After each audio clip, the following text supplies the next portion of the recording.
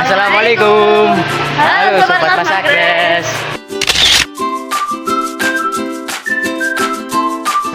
Halo, saya Ahmad Sultan warga Siddiqi, absen 5. Halo, saya Kaila Maulidia Zahra dari absen 23. Halo, saya Kaila Maulidia Zahra dari absen 24.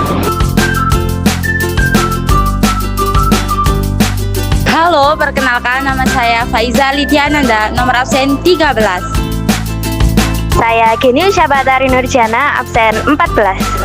Pagi yang cerah menjadi awal perjalanan edukasi kami hari ini. Dengan semangat, kami bersiap menuju halte Transjatim Shelter Bungah 1 dengan berjalan kaki. Nah, sekarang kami sudah tiba di halte Transjatim Shelter Bungah 1. Transjatim adalah salah satu transportasi umum yang nyaman dan efisien, yang mudah dijangkau oleh masyarakat daerah Jawa Timur. Untuk waktu tiba bus di masing-masing halte sekitar jeda waktu 20 menit. Nah, untuk biaya ongkos naik Transjatim dari rute Bunga ke makam Sunan Derajat adalah 5.000 per orang. Namun, jika kita melihatkan kartu pelajar, maka ongkosnya menjadi 2.500 per orang untuk satu kali perjalanan. Bus Transjatim pun tiba. Kami segera naik dengan tertib dan kami berdiri sepanjang perjalanan karena bus sudah ramai. Kami pun tiba di shelter Sunan Derajat. Halo Sobat Mansa, kami sekarang sudah tiba di makam Sunan Derajat. Dari perjalanan kami menempuh jarak sekitar 40 menit.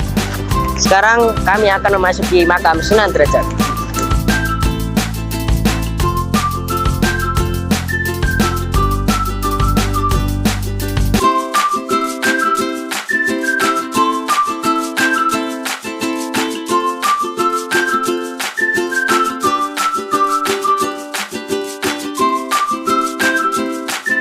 Selamat datang di makam Sunan Derajat, yaitu makam dari salah satu wali Songo di Jawa ini. Dia mempunyai nama asli yaitu Raden Kosim, dan dia adalah putra dari Sunan Ampel.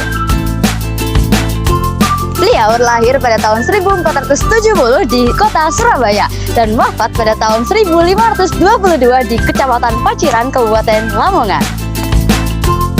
Sunan Derajat disuruh oleh ayahnya untuk menyebarkan agama Islam di Kecamatan Paciran, Lamongan. Beliau mengajarkan Islam dengan sangat baik dan sabar. Kami berjalan menuju kawasan pemakaman Sunan Derajat, tempat banyak peziarah datang untuk berdoa dan mencari keberkahan.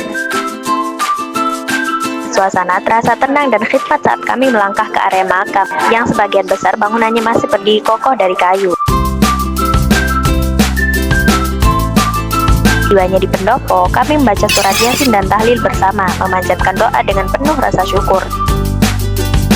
Beberapa menit kemudian, usai berdoa, kami melanjutkan perjalanan menuju tempat pengambilan air barokah Sunan Derajat yang diyakini membawa keberkahan bagi setiap peziarah yang datang. Selamat pagi Sobat Mansa. Nah, siapa sangka ternyata di balik indah dan teduhnya wisata religi Sunan Derajat Lamongan, ternyata ada banyak kisah dan sejarah menarik tentang asal-usul Sunan Derajat dan daerah Desa Derajat. Nah, berdasarkan penuturan yang diberikan oleh Kiai Haji Abdul Ghafur, yakni pengasuh Pondok Pesantren Sunan Derajat, yang menyatakan bahwa Sunan Ampel pada zaman dahulu kedatangan sowan oleh pemimpin daerah Paciran. Pemimpin daerah Paciran itu datang kepada Sunan Ampel karena merasa daerah Paciran pada saat itu sangat krisis moralitas dan tidak mengenal Islam. Banyaknya kemaksiatan yang terjadi di daerah Paciran pada saat itu. Kemudian Sunan Ampel memerintahkan anaknya yang bernama Raden Kosim untuk menyebarkan dan mengajarkan agama Islam di daerah Paciran, tepatnya di suatu desa yang bernama Desa Derajat. Nama desa tersebut diambil dari nama panggilan Sunan Derajat. Sunan Derajat berangkat ke Paciran dan mulai menyebarkan dan mengajarkan agama Islam. Namun bagi beliau tidak mudah untuk berdakwah di tengah masyarakat yang sudah rusak. Beliau berinisiatif untuk membunyikan gamelan untuk mengumpulkan orang-orang dan berdakwah. Setiap kali gamelan tersebut dibunyikan, orang-orang semua akan berkumpul. Dan setiap kali gamelan tersebut berhenti, semua orang akan pergi. Hal ini dilakukan secara berulang-ulang sebanyak 3 kali. Sampai akhirnya Sunan Derajat berkata, barang siapa yang datang kemari dan menuntut ilmu di tempat ini, insya Allah semua akan diangkat derajatnya.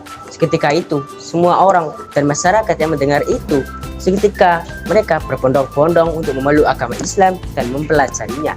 Sehingga Raden Qasim yang dikenal dengan Sunan Derajat berarti berhasil dalam menyebarkan agama Islam di daerah Paciran. Dan gamelan yang digunakan atau ditabuh untuk mengumpulkan masyarakat adalah gamelan Singo Mekong. Langkah kami berlanjut menuju area museum yang terletak tak jauh dari kompleks makam. Begitu memasuki pintu utama, suasana hening dan teduh seolah menyambut setiap pengunjung untuk merenungi jejak sejarah. Di dalamnya, berbagai benda peninggalan kuno dipamerkan, mulai dari artefak batu dan kayu hingga peralatan tradisional yang digunakan masyarakat pada masa Sunan Derajat. Setiap benda memiliki kisah tersendiri tentang bagaimana sang wali mengajarkan kehidupan yang seimbang antara dunia dan akhirat. Tak hanya menjadi tempat penyimpanan benda bersejarah, museum ini juga menjadi ruang edukasi dan refleksi. Pengunjung diajak untuk memahami nilai-nilai sosial yang diajarkan Sunan Derajat, pentingnya tolong-menolong, saling menghargai, dan membangun kehidupan yang bermanfaat bagi sesama. Perjalanan singkat di museum ini memberi kesan mendalam bahwa warisan spiritual dan budaya tidak hanya hidup di masa lalu, tetapi terus mengalir hingga hari ini, menginspirasi generasi penerus untuk menjaga dan meneruskan ajaran kebaikan.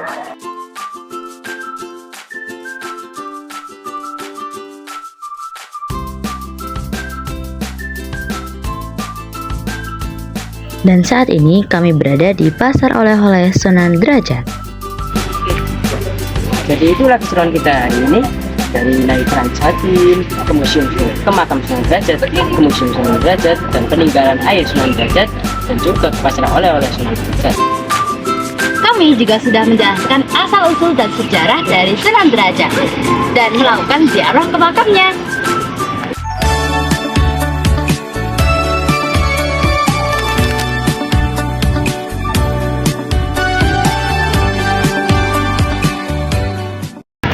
Semoga informasi ini bermanfaat bagi kalian semua. Dan semoga vlog ini bisa memberikan pengetahuan dan inspirasi bagi kalian semua. Terima kasih atas perhatian dan dukungan dari kalian. Sampai jumpa di vlog berikutnya. Vamos a